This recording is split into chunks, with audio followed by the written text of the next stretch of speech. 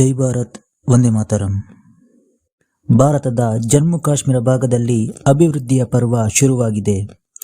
ಹಿಂದಿನಿಂದಲೂ ಈಗ ಹೆಚ್ಚಿನ ವೇಗ ಪಡೆದುಕೊಂಡು ಅಭಿವೃದ್ಧಿ ಕಾರ್ಯ ನಡೆದುಕೊಳ್ಳುತ್ತಿದೆ. ಈ ಭಾಗ ಭಾರತಕ್ಕೆ ಅತಿ ಮುಖ್ಯವಾದ ಭೂಪ್ರದೇಶ. ಆರ್ಟಿಕಲ್ 370 ತೆಗೆಯುವ ಮುಂಚೆ ಅಲ್ಲಿ ಎಲ್ಲವೂ ಅಸ್ತವ್ಯಸ್ತವಾಗಿತ್ತು. ಅಲ್ಲಿನ ಯುವಕರು ಕೈಯಲ್ಲಿ ಕಲ್ಲು ಹಿಡಿದು ಘರ್ಷಣೆ ನಡೆಸುತ್ತಿದ್ದರು. ಅಲ್ಲಿ ಆಗಾಗ ಭಯೋತ್ಪಾದಕರ ದಾಳಿ ಕೂಡ ನಡೆಯುತ್ತಿತ್ತು. ಆದರೆ ಈಗ ಸಂಪೂರ್ಣ ಬದಲಾಗ್ತಾ ಇದೆ. ಅಲ್ಲಿ ಕಲ್ಲು ಬಿಸಾಡುವವರ ಸಂಖ್ಯೆಯು ಕಡಿಮೆಯಾಗಿದೆ. ಬಾಂಬ್ ದಾಳಿಯಾಗುವ ಸುದ್ದಿಯು ಕೂಡ ನಾವು ಕಡಿಮೆ ಕೇಳುತ್ತಿದ್ದೇವೆ. ಹಾಗೂ ಅಲ್ಲಿನ ಯುವಕರಲ್ಲಿ ಉದ್ಯೋಗವು ಸೃಷ್ಟಿಯಾಗಿದೆ. ಒಂದು ಭಾಗದಲ್ಲಿ ನೀವು ಅಭಿವೃದ್ಧಿ ಮಾಡಿದಷ್ಟು ಆ ಭಾಗಗಳಲ್ಲಿ ಉದ್ಯೋಗ ಸೃಷ್ಟಿಯಾಗುತ್ತದೆ. ಈಗ ಪ್ರಧಾನಿ ಮೋದಿ ಅವರು ಜಮ್ಮು ಕಾಶ್ಮೀರದಲ್ಲಿ ಮತ್ತೊಂದು ಸುರಂಗ ಮಾರ್ಗ ಅನಾವರಣಗೊಳಿಸಿದ್ದಾರೆ. ಅದರ ಹೆಸರೇ ಝಡ್ಮೋರ್ ಸುರಂಗ ಅಂತ. ಈ ಸುರಂಗ ಜಮ್ಮು ಕಾಶ್ಮೀರದ ಗಂದರ್ಬಾಲ್ ಜಿಲ್ಲೆಯಲ್ಲಿದೆ.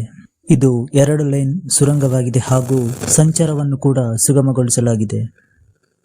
ಈ ಒಂದು ಸುರಂಗ ಇದೆಯಲ್ಲ, ಇದೊಂಥರ ಆ ಭಾಗದಲ್ಲಿ ಒಂದು ಗೇಮ್ ಚೇಂಜರ್ ಅಂತಲೇ ಹೇಳ್ಬೋದು. ಯಾಕೆ ಅಂತ ನಾನು ಹೇಳ್ತೀನಿ. ಆ ಪ್ರದೇಶದಲ್ಲಿ ಪ್ರತಿ ಸೀಸನ್ನಲ್ಲೂ ಒಂದು ಸಂಚಾರಕ್ಕೆ ಕಷ್ಟವಾಗುತ್ತಿತ್ತು. ಅಲ್ಲಿಂದ ಶ್ರೀನಗರಕ್ಕೆ ತಲುಪಬೇಕಾದ್ರೂ ಕಷ್ಟವಾಗ್ತಿತ್ತು ಹಾಗೂ ಅಲ್ಲಿಂದ ಕಾರ್ಗಿಲ್ ತಲುಪಲು ಕೂಡ ಕಷ್ಟವಾಗ್ತಿತ್ತು. ಇದರಿಂದ ಏನಾಗ್ತಿತ್ತು ಅಂದರೆ ನಮ್ಮ ಭಾರತೀಯ ಸೈನಿಕರಿಗೆ ಒಂದು ಪ್ರದೇಶದಿಂದ ಇನ್ನೊಂದು ಪ್ರದೇಶಕ್ಕೆ ತೆರಳಲು ಕೂಡ ಸಾಧ್ಯವಾಗುತ್ತಿರಲಿಲ್ಲ. ಅದು ಕೂಡ ತುಂಬ ಸಮಯ ಹಿಡಿತಿತ್ತು. ಇನ್ನು ಅವರಲ್ಲಿರುವ ಈ ವೆಪನ್ಸ್ಗಳನ್ನು ಕೊಂಡೊಯ್ಯಲಿರ್ಬೋದು ಅಥವಾ ಇನ್ನಿತರ ವಸ್ತುಗಳನ್ನು ಸಾಗಿಸಲು ಕೂಡ ಒಂದು ಯಾವುದೇ ರೀತಿಯ ದಾರಿ ಇರಲಿಲ್ಲ. ಈ ಸಂದರ್ಭದಲ್ಲಿ ಏನಾಗ್ತಿತ್ತಂದ್ರೆ ಸ್ವಲ್ಪ ಹಿನ್ನಡೆ ಆಗುತ್ತಿತ್ತು.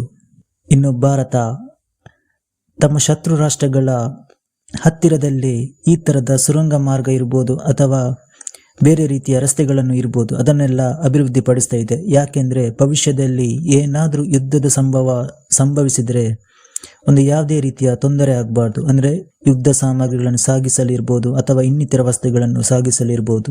ಇಲ್ಲಿಯೂ ಕೂಡ ಸುರಂಗ ಮಾರ್ಗ ಏನು ಮಾಡಿದ್ದಾರೆ ಅಂದರೆ ಇದು 2 ಕಡೆಗೆ ಕನೆಕ್ಷನ್ ಮಾಡ್ತದೆ. ಒಂದನೇದು ಕಾರ್ಗಿಲ್ ಹಾಗೂ 2ನೇದು ಶ್ರೀನಗರ. ಈ ಸುರಂಗ ಮಾರ್ಗ ಬಳಸುವುದರಿಂದ ಶ್ರೀನಗರ ಹಾಗೂ ಕಾರ್ಗಿಲ್ ತಲುಪಲು ಹೆಚ್ಚಿನ ಸಮಯ ತಾಗುವುದಿಲ್ಲ. ಕಡಿಮೆ ಸಮಯದಲ್ಲೇ ತಲುಪಬಹುದು. ಇದನ್ನು ಪ್ರಾರಂಭಿಸುವ ಮೊದಲು ಎಲ್ಲ ವಿಚಾರದ ಬಗ್ಗೆನೂ ಕೂಡ ಕೂಲಂಕುಷವಾಗಿ ಪರಿಶೀಲಿಸಿ ಈ ನಿರ್ಧಾರ ತೆಗೆದುಕೊಂಡು ಈಗ ಉದ್ಘಾಟನೆ ನಡೆಸಿದ್ದಾರೆ.